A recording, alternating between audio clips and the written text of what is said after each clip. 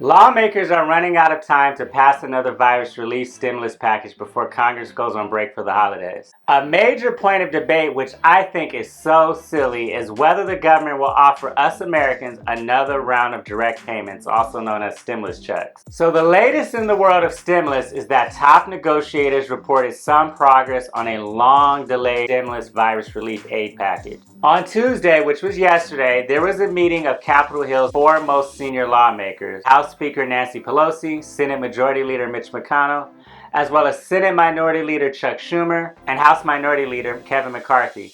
Now, Treasury Secretary Steven Mnuchin joined by phone. So after the meeting, Kevin McCarthy told reporters, and I quote, "I think there's progress." Senate Leader Mitch McConnell had a press conference after the negotiations, and here's what he had to say. Number one, we're not leaving here without a COVID package.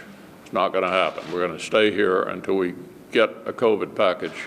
No matter how long it takes, we'll be here until we get a COVID package. Number two, the way forward, obviously, is to put aside the two things that are the most contentious on each side: liability protection and state and local. We all know the new administration is going to be asking for another package. We can live to fight another day on what we disagree on, but we ought to agree to go forward on what we can agree on.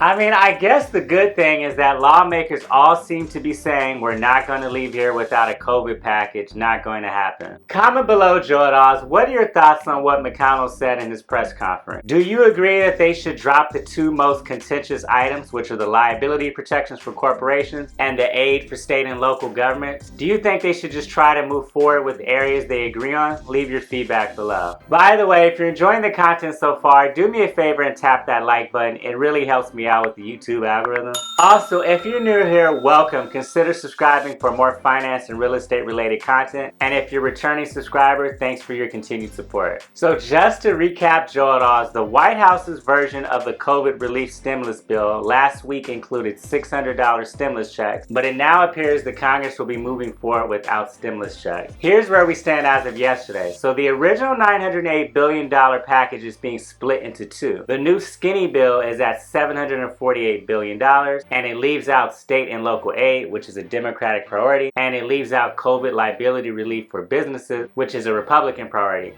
Now, those two provisions are now in a separate $160 billion bill that may be debated further later. As far as what's in the new proposed bill, it does include $300 billion for the Paycheck Protection Program, so that's a great thing. And it also provides $300 in weekly federal unemployment benefits.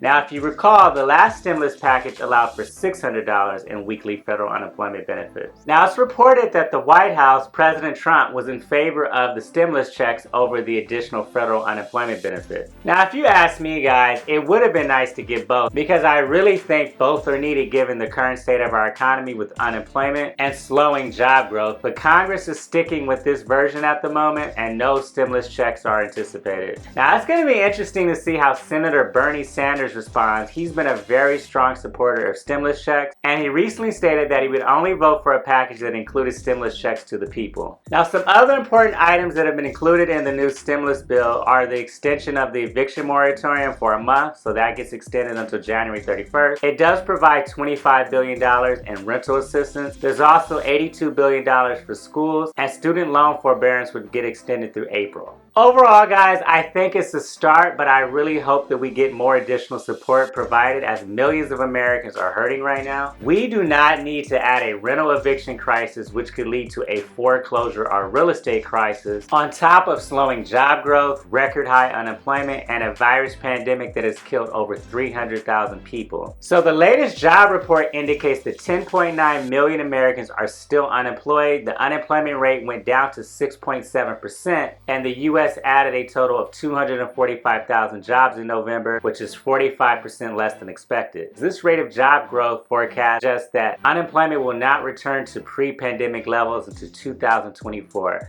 That's a very long time, guys. Again, the latest economic numbers are not good, Jawdaws. After the latest job report, President-elect Biden stated, and I quote, "If Congress and President Trump fail to act by the end of December, 12 million Americans will lose the unemployment benefits they rely on. Emergency paid leave will end, the moratorium on evictions will expire, and states and cities will lose vital tools they need." Again, guys, about 12 million people will lose unemployment benefits after Christmas if Congress fails to extend provisions passed earlier this year. Also, more than 20 million people are receiving some form of unemployment insurance and protections from eviction. Now, multiple top economists, even the Federal Reserve, has said repeatedly that we need to do more and we need to do it soon, or we risk doing long-term permanent damage to the economy. Bottom line, guys, is that the longer Congress waits to act, the more we hurt the economy in the long run and the slower our overall recovery. Now, lawmakers are also working to finalize a year-end catch-all funding package that will be the basis for the last significant legislation of the Trump presidency. With that being said, there's hope for a deadline of midnight this Friday to deliver the completed package to President Trump, which is when a partial government shutdown would arrive with the expiration of last week's temporary funding bill. But again, guys, there's no guarantee that the massive year-end measure will be completed in time. If these talks continue to drag, further temporary bills could be needed. So there you guys have it, an update on the stimulus negotiation. Please leave your feedback in the comment section. If you found value in the video, be sure to tap that like button and share the video with others on social media.